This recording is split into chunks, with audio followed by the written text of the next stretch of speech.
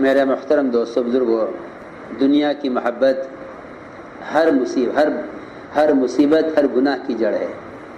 دنیا میں جو پہلا قتل ہوا ہے وہ خواہش نفس کی وجہ سے ہوا۔ دنیا میں جو پہلا قتل ہوا ہے وہ خواہش نفس کی وجہ سے ہوا ہے۔ اس لیے اگر مسلمان اپنی نفسانی خواہشات سے نکل جائے تو مسلمان کا کیا بلکہ غیر مسلم کا بھی جان و مال محفوظ ہو جائے گا۔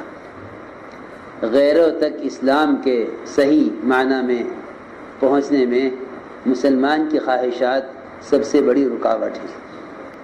غیروں تک صحیح معنی میں اسلام کے پہنچنے میں مسلمان کی خواہشات سب سے بڑی رکاوٹ ہے۔ اگر مسلمان اپنی نفسانی خواہش سے نکل جاوے تو غیر اسلام میں داخل ہو جائے، ان کے اسلام میں داخل ہونے میں جو مانع ہے وہ مسلمان کا غیروں کی مشابہت اختیار کرنا ہے۔ صحابہ کرام اپنی نفسانی خواہشات سے کیسے نکل گئے تھے اور آپ نے ان کو کیسے نکالا اس سے، جس میں نے عرض کیا کہ جب مال اور عہدے کی محبت دل میں آ جاتی ہے تو پھر مسلمان کی قیمت، اس کے خون کی قیمت ختم ہو جاتی ہے۔ یا مسلمان کو قتل کیا جائے گا مال کی وجہ سے، یا قتل کیا جائے گا عہدے کی وجہ سے۔ عثمان رضی اللہ تعالیٰ عنہ نہیں چاہتے تھے کہ ان کی وجہ سے کسی ایک شخص کا ایک قطرہ بھی خون کا بہے، حالانکہ ایسی جذباتی محبت اب اس کی کوئی مثال نہیں دنیا میں۔ یہ مثال اس زمانے میں مخلصین کی اپنے امراء کے ساتھ تعلق اور محبت کی تھی، اور وہ سب حق پر تھے، لیکن عثمان رضی اللہ عنہ نے ان کے حق پر ہونے کے باوجود بھی یہ نہ چاہا کہ ان کی وجہ سے کسی کا خون بہے، بلکہ سب کے خون کی حفاظت میں اپنا خون پیش کر دیا۔ سب کے خون کی حفاظت میں اپنا خون پیش کر دیا۔ عثمان رضی اللہ تعالیٰ کو جب گھیرا گیا اور ان کو محصور کیا گیا،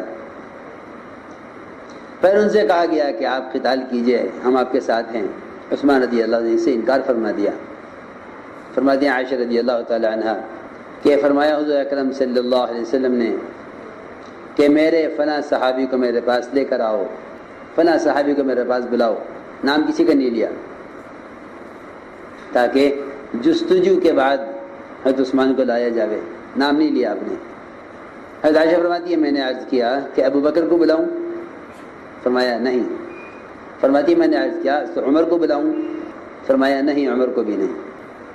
فرماتی میں نے عرض کیا پھر آپ کے چچا کے بیٹے علی کو بلاؤں، فرمایا نہیں۔ فرماتی میں نے عرض کیا تو کیا عثمان کو بلاؤں، فرمایا ہاں عثمان کو بلاؤ۔ جب عثمان تشریف لائے، حاضر خدمت ہوئے، تو آپ نے فرمایا لوگوں سے یا ان کی جو آپ کے پاس تھے، فرمایا دور ہو جاؤ، ایک طرف ہو جاؤ۔ آپ نے تو عثمان سے پوشیدہ طور پر کوئی بات کہی، حضرت عثمان کا رنگ چہرے کا بدل گیا بات سن کر، عثمان کا چہرے کا رنگ بدل گیا۔ کسی نے نہیں سنا آپ نے حضرت عثمان کے کان میں کیا فرمایا۔ جب وہ دن آیا جس دن عثمان کو شہید کیا گیا اور ان کو محصور کر دیا گیا ان کے گھر میں، ہم نے عرض کیا امیر المومنین کیا آپ باہر نکل کے قتال نہیں کریں گے لوگوں سے، باغیوں سے جو آپ کے خلاف کوشش میں ہیں، جو آپ کے قتل کے در پہ ہیں؟ فرمایا کہ نہیں، کیونکہ حضور اکرم صلی اللہ علیہ وسلم نے مجھ سے اس بات کا عہد لے لیا تھا کہ میں کسی کو قتل نہیں کروں گا، اور مجھ سے اس کا عہد لے لیا تھا کہ میں آخر تک اپنی بات پر جمع رہوں گا، کیونکہ جو امارت اور ذمہ داری اللہ کی طرف سے آتی ہے، اس ذمہ داری کو چھوڑ دینے سے قتل ہونا آسان ہے۔ ذمہ داری کو چھوڑ دینے سے قتل ہونا آسان ہے، کیونکہ ذمہ داری کو اگر چھوڑ دیا تو جان چرائی، اور اگر ذمہ داری کو پورا کیا تو جان کھپائی۔ اگر ذمہ داری کو پورا کیا تو جان کھپائی۔ اور اگر ذمہ داری کو چھوڑ دیا تو جان بچائی. فرماتے ہیں عبداللہ بن عمر رضی اللہ تعالی عنہما کہ عثمان رضی اللہ تعالی عنہ نے باغیوں کی طرف جھانک کر فرمایا جب عثمان محصور تھے اور ان کا گھیرا بندی کی ہوئی تھی. فرمایا کہ مجھے کیوں قتل کر رہے ہیں آپ لوگ, مجھے کیوں قتل کرتے ہیں؟ میں نے سنا ہے فرماتے ہوئے حضور اکرم صلی اللہ علیہ وسلم کو کہ کسی مسلمان کا خون حلال نہیں ہے, نہیں ہو سکتا جب تک 3 باتوں میں سے ایک بات نہ ہو. یا تو وہ شخص کہ جس نے شادی شدہ ہونے کے باوجود زنا کیا ہو اور زنا گواہوں سے ثابت ہو گیا ہو تو اس کو رجم کیا جائے گا, پتھر مار کر ختم کیا جائے گا. یا کسی نے کسی کو عمدن مسلمان کو قتل کیا ہو تو اس کو اس کے قصاص میں قتل کیا جائے گا. یا کوئی شخص اسلام لانے کے بعد مرتد ہو جائے اسلام سے اور پھر اس کو اسلام میں لانے کی کوشش کی جائے اور وہ تیار نہ ہو تو پھر اس کو مرتد ہونے کی وجہ سے قتل کیا جائے گا. فرمایا خدا کی قسم میں نے زنا نہیں کیا نہ زمانہ جاہلیت میں اور نہ اسلام لانے کے بعد, اور میں نے کسی کو قتل نہیں کیا, کسی مسلمان کو جس کا بدلے مجھے قتل کیا جائے, اور میں اسلام میں آنے کے بعد سے اسلام سے مرتد نہیں ہوا. میں گواہی دیتا ہوں کہ اللہ کے سوا کوئی عبادت کا لائق نہیں اور محمد صلی اللہ علیہ وسلم اللہ کا بندہ اس کے رسول ہیں. ابو امامہ فرماتے ہیں کہ میں حضرت عثمان کے ساتھ تھا یوم دار میں جب وہ ان کی گھیرا بندی کی ہوئی تھی. ان کے گھر کے اندر ایک ایسا حصہ تھا کہ اگر وہاں داخل ہوتے تو روشن دان سے باہر کی آوازیں اندر آیا کرتی تھی. تو باہر باقی آپس میں باتیں کر رہے تھے. چنانچہ عثمان رضی اللہ تعالیٰ عنہ اس کمرے میں کسی حاجت سے اندر داخل ہوئے اور وہاں سے نکلے کمرے سے تو چہرہ کا رنگ بدلا ہوا تھا. یہ فرمایا کہ یہ لوگ باہر میدان میں یہ باتیں کر رہے ہیں, ہاں یہ مجھے قتل کی دھمکی دے رہے ہیں. یہ فرمایا عثمان رضی اللہ تعالیٰ عنہ نے اپنے ساتھیوں سے کہ باہر باغی لوگ مجھے قتل کی دھمکی دے رہے ہیں. فرماتے ہیں کہ ہم نے کہا کہ نہیں, اللہ آپ کی کفایت کرے گا, اللہ آپ کے لیے کافی ہوگا ان کی طرف سے. عثمان نے فرمایا کہ وہ مجھے کیوں قتل کرنا چاہتے ہیں؟ میں نے سنا ہے فرماتے ہوئے حضور اکرم صلی اللہ علیہ وسلم کو کہ کسی مسلمان کا خون حلال نہیں ہے جب تک 3 باتوں میں سے کوئی بات پیش نہ آئے. ایک وہ شخص جس نے کفر اختیار کر لیا ہو اسلام لانے کے بعد, یا زنا کیا ہو شادی شدہ ہوتے ہوئے, یا کسی کو ناحق قتل کیا ہو. خدا کی قسم نہ میں نے زنا کیا ہے زمانہ جاہلیت میں نہ اسلام لانے کے بعد, اور میں نے کبھی اس کی تمنا بھی نہیں کی کہ اس دین اسلام سے کے علاوہ میرے پاس میں کسی اور دین پر ہوتا. جب سے اللہ نے مجھے ہدایت دی ہے میں دین اسلام پر ہوں, اور میں نے کسی کو ناحق قتل بھی نہیں کیا ہے, تو آخر یہ مجھے کیوں قتل کرتے ہیں؟ ابو لیلہ کندی کہتے ہیں کہ میں تو عثمان کے پاس تھا جب وہ محصور تھے. انہوں نے ایک روشندان سے میں جھانکا, وہ فرما رہے تھے, ایک روشندان سے جھانک کر فرمایا انہوں نے باہر باغیوں سے کہ اے لوگو مجھے قتل مت کرو, اور اگر مجھ سے کوئی غلطی ہوئی ہے تو اس غلطی کی مجھ سے توبہ کرواؤ. پھر یہ فرمایا خدا کی قسم اگر تم نے مجھے قتل کر دیا تو تم کبھی اکٹھے نماز نہیں پڑھو گے, اکٹھے نماز نہیں پڑھو گے, اور تم دشمن کے مقابلے پر کبھی اکٹھے نہیں ہوگے. اس لیے کہ جو قوم یا جو جماعت اپنے امیر سے متعلق نہیں ہوگی دشمن اس پر قابض اور غالب آ جائیں گے, دشمن اس پر غالب آ جائیں گے. یہی مطلب ہے اس کا کہ اگر تم نے مجھے قتل کر دیا تو تم اکٹھے نماز نہیں پڑھ سکو گے کبھی بھی, اور تم اکٹھے دین کی محنت پر بھی مجتمع نہیں ہوگے اور دشمن کے مقابلے پر بھی جمع نہیں ہوگے. اور یہ فرمایا کہ اگر تم نے مجھے قتل کر دیا تو تمہارے درمیان ایسا اختلاف پیدا ہوگا کہ تم آپس میں ایک دوسرے کے مقابلے پر ایسے ہو جاؤ گے. دونوں ہاتھ کی انگلیوں کو انہوں نے اس طرح داخل کیا ایک دوسرے میں. پھر یہ آیت پڑھی یا قوم لا یجرمنکم شقاقی ان یصیبکم مثل ما اصاب قوم نوح او قوم ہود او قوم صالح. فرمایا کہ اے میری قوم، یہ فرمایا لوگوں سے کہ اے میری قوم، میری استقامت یا جس کو تم ضد سمجھتے ہو، جس کو تم ضد سمجھتے ہو، یہ کہیں تمہیں ایسے جھگڑے فساد میں اختلاف میں نہ ڈال دے کہ جس کی وجہ سے تم کو وہ عذاب پہنچے جو عذاب قوم نوح کو، قوم ہود کو اور قوم صالح کو پہنچا ہے. اور قوم لوط کہ قوم لوط کی تباہی تو وہ زیادہ دور کی بات نہیں ہے، زیادہ اس کو زیادہ عرصہ نہیں گزرا ہے. چنانچہ عثمان رضی اللہ تعالیٰ عنہ نے عبداللہ بن السلام کو آدمی بھیج کر بلوایا، ان سے مشورہ کیا کہ مجھے کیا کرنا چاہیے، یہ لوگ میرے خلاف کوشش میں ہیں، مجھے کیا کرنا چاہیے.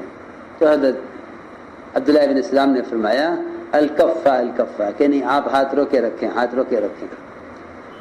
آپ کا ہاتھ رو کے رکھنا یہ آپ کی دلیل کو زیادہ پختہ بنائے گا.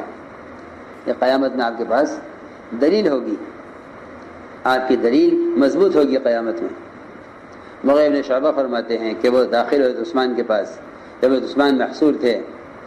فرمایا کہ آپ امام ہیں اور امت کے امام ہیں، اور آپ دیکھ رہے ہیں جو حالات اس وقت آپ کو پیش آئے ہیں. میں آپ پر تین شکلیں پیش کرتا ہوں، آپ ان میں سے کوئی ایک شکل اختیار کر لیں. سن 47 میں جب یہاں غدر ہوا، مولانا صاحب یہی مسجد میں سارے علماء کا فتویٰ اور سارے علماء کا تقاضا حضرت پر کہ نظام الدین چھوڑ دیں، بہت کیونکہ جان کا خطرہ ہے، اور جان کے خطرے میں جان کا بچانا فرض ہے. حضرت نے فرمایا نہیں، جان بچانا فرض نہیں، مرکز بچانا فرض ہے. جان بچانا فرض نہیں بلکہ مرکز بچانا فرض ہے.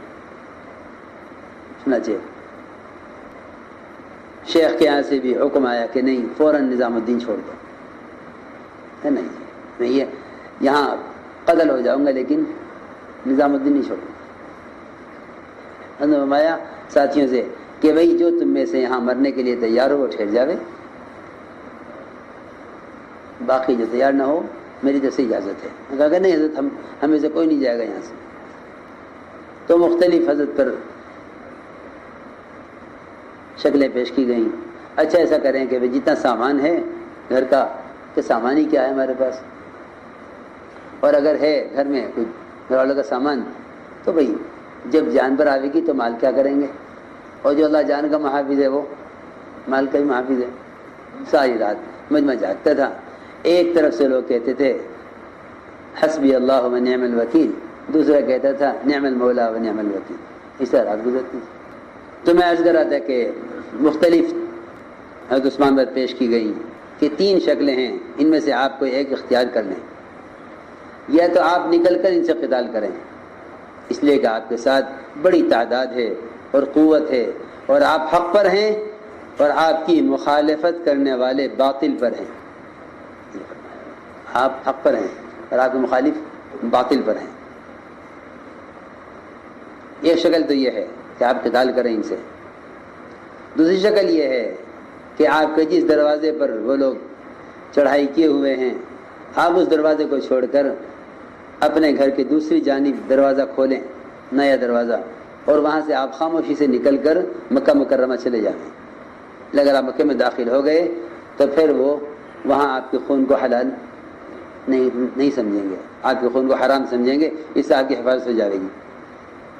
تیسری شکل یہ ہے کہ آپ ملک شام چلے جائیں، اس لیے کہ وہ اہل شام ہیں اور وہاں حضرت معاویہ ہیں.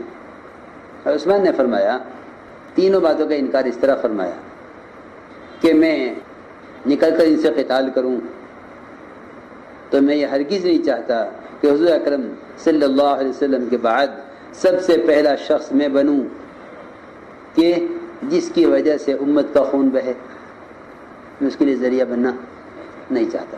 دوسری بات یہ کہ مکہ مکرمہ چلا جاؤں، وہاں مجھے قتل نہیں کر سکیں گے کیونکہ مکے میں قتل کرنا حرام ہے۔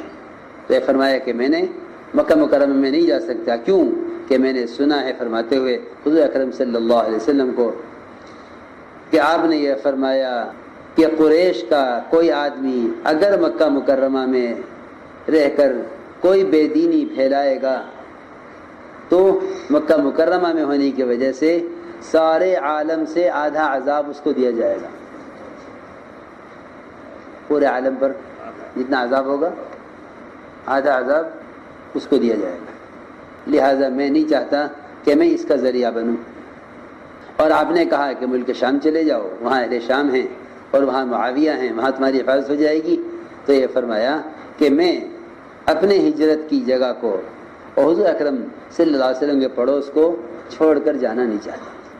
حضرت عثمان رضی اللہ عنہ نے ان تینوں باتوں کا جواب دے دیا اور مدینہ منورہ چھوڑنے سے انکار کر دیا۔ اللهم صل على سيدنا مولانا محمد وعلى آل سيدنا مولانا محمد كما صليت على إبراهيم وعلى آل إبراهيم إنك حميد مجيد. ربنا ظلمنا أنفسنا وإن لم تغفر لنا وترحمنا لنكونن من الخاسرين. اللهم إنا نستغفرك ونتوب إليك. اللهم إنا نستغفرك ونتوب إليك. اللهم إنا نستغفرك ونتوب إليك. ربنا آتنا في الدنيا حسنة وفي الآخرة حسنة وقنا عذاب النار. سبحان ربك رب العزة عما يصفون وسلام على المرسلين والحمد لله.